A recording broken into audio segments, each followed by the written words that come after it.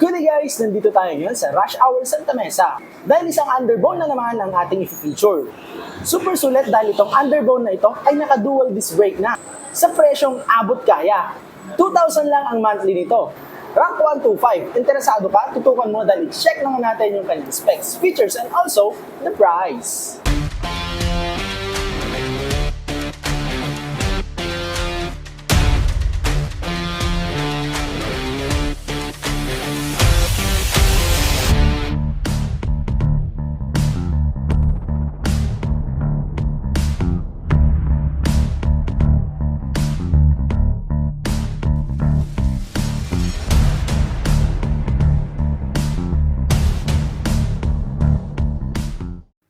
Ito ang pinakabagong itsura ni Rock R125. Another budget-friendly option ang hatid sa atin ni Euro Motors.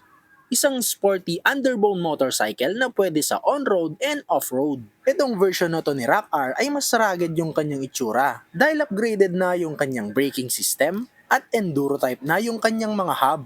Ang mga pagpipili ang kulay naman kay Rock R125, meron tayong 4 na option. Itong black and yellow, blue-black, red-black, at saka orange-black. Ano sa tingin nyo ang pinakamagandang kulay?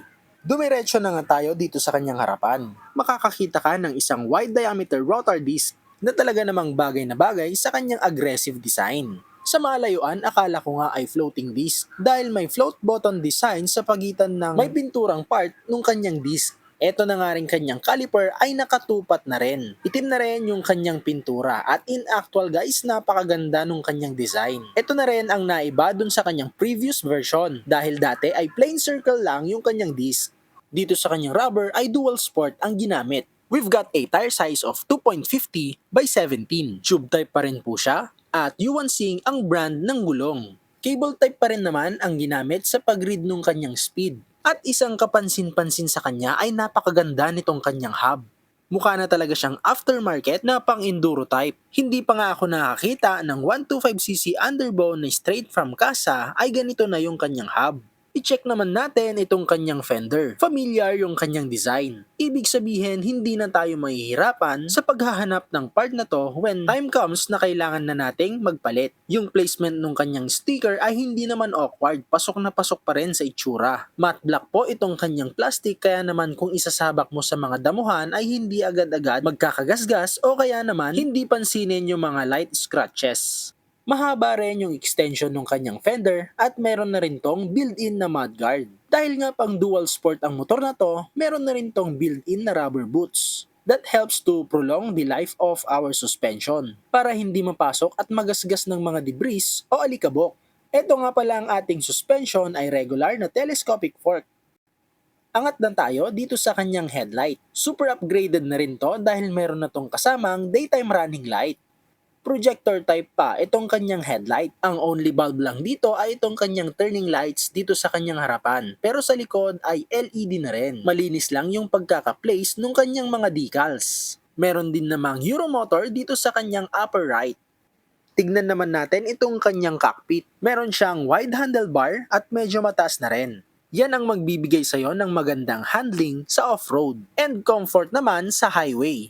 Makakasabay na rin ang motor na ito sa height ng driver dahil adjustable itong kanyang suspension. Ito ngang si Rock R ay mechanical key pa rin ang gamit, hindi pa po siya nakakiles. And of course, that's the best setup para sa kanyang purpose. Ito naman ang itsura ng kanyang meter panel. Analog pa rin po siya, hindi pa siya digital. Mga basics lang din ang andito, yung kanyang speedometer, odometer, yung kanyang fuel level indicator at yung kanyang gear positioning.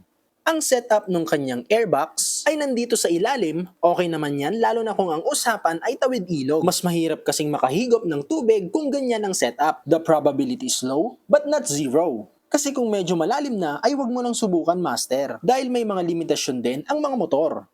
Sumilip muna tayo dito sa kanyang mga buttons. Nandiyan yung ating headlight option kung i-on natin yung ating daytime running light. Hindi pa po ito automatic headlight on. The red one ay yung kanyang high and low beam, meron din tayong turning lights button at yung kanyang busina. Nandiyan din yung kanyang choke pero wala pa po itong passing light.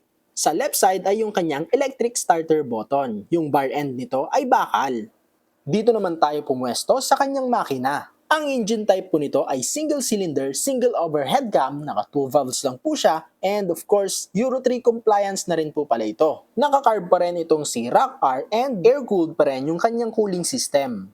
Ito rin ay naka 4-speed na semi-automatic. Doon sa kanyang bore and stroke is 54 by 54 mm. With the compression ratio of 9.3:1. Ang displacement naman nito is 125cc. Medyo malakas na rin kaysa sa 110. Yung kanya namang maximum power, 5.8 kW at 7,500 RPM compared sa kanyang kamuka na 7.12 kW at 7,500 RPM. Meron ka namang maximum torque of 8.5 Nm at 5,500 RPM. Di hamak na mas malakas yung kanyang kamuka, pero mas mura ito ng more or less 26,000 pesos. Kaya kung budget ang kinukonsider mo on buying a new motorcycle, ay baka ito na ang mapisil mo. Kung tatayo ka naman sa kanyang side, may makikita kang rock na sticker. Doon sa kanyang old version, malapit yan sa taillight. Mabanggit ko nga rin na meron na pala itong engine guard na napakabisa naman niyang pangprotekta sa makina kung dadaan ka sa mga batuhan.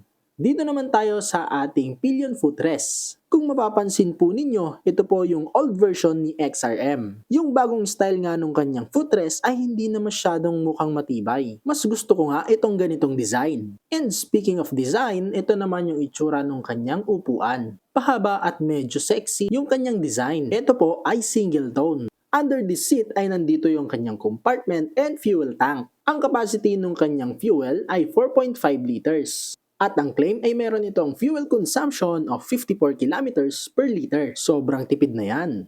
Other details, meron po tayo ditong helmet hook at sa ilalim ng kanyang upuan, meron po diyang tool organizer. At tansya ko dito sa kanyang compartment, nasa 4 liters capacity.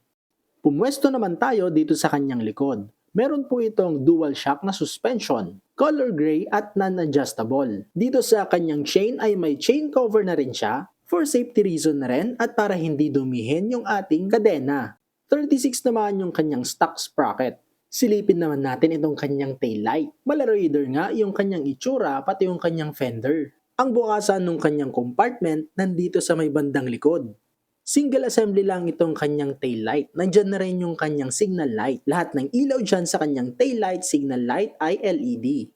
Silipin naman natin itong kanyang braking system sa likod. Malakas na rin to dahil naka-disc brake na. Kung ako ang tatanungin ay mas gusto ko tong gamitin. Mas safetier kesa sa naka-drum brake based on my experience. Medyo sulit na nga rin to dahil sa kanyang price range ay mahihirapan kang makakita ng underbone na may disc sa kanyang rear brake. Plus pogi na rin itong kanyang hub. Nakakapag-add talaga ng kapugian sa kanyang overall look. Dito naman sa kanyang right side, may pagka-raider yung design ng kanyang pipe. May stainless chrome na heat guard at yung kanyang end pipe ay kulay gray.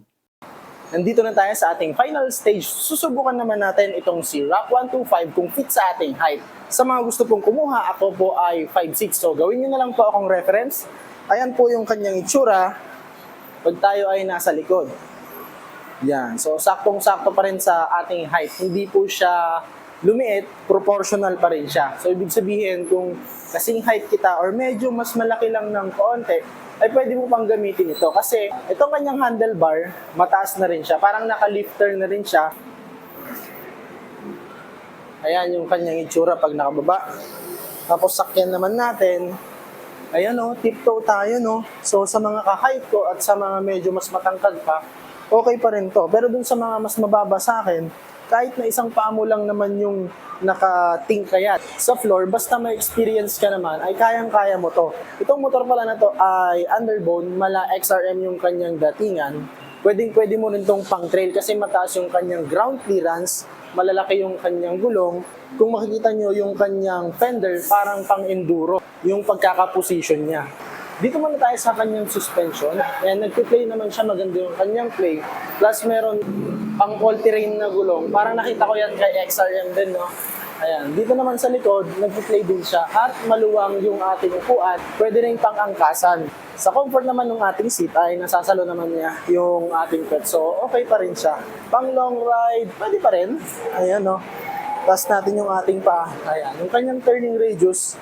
And dito matama dun sa ating knees. Para sa akin, kung magkakaroon ka ng unang motor, pwedeng-pwede ito maporma na. Lalo na kung ikaw ay nasa mga minimum wager, ayan, saktong-sakto to napakababa nung kanyang monthly. At hindi mo mahalatang mura lang itong motor na to kasi napakaganda nung kanyang design.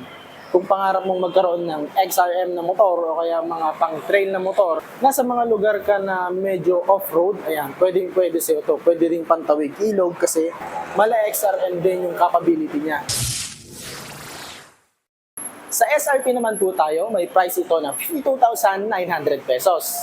Ang maganda pa nito ay napakababa nung kanyang down payment. 3,500 lang, may uuwi mo na itong si RAK 125. At meron naman itong monthly na 2,600 pero may rebate pa yan na 300 pesos kaya magiging 2,300 na lang. Hindi ba yun sulit para sa kanyang itsura? Ano sa tingin nyo mga ma'am, sir? Pa-comment naman po ang inyong nasa isipan dun sa comment section below.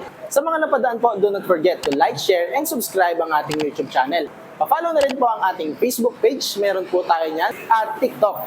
Dahil kung may bagong motor ay sinusubukan natin hanapin at bigyan ng review yung kanyang specs, features, and price. At hanggang dito na lang, thank you for watching, ride safe!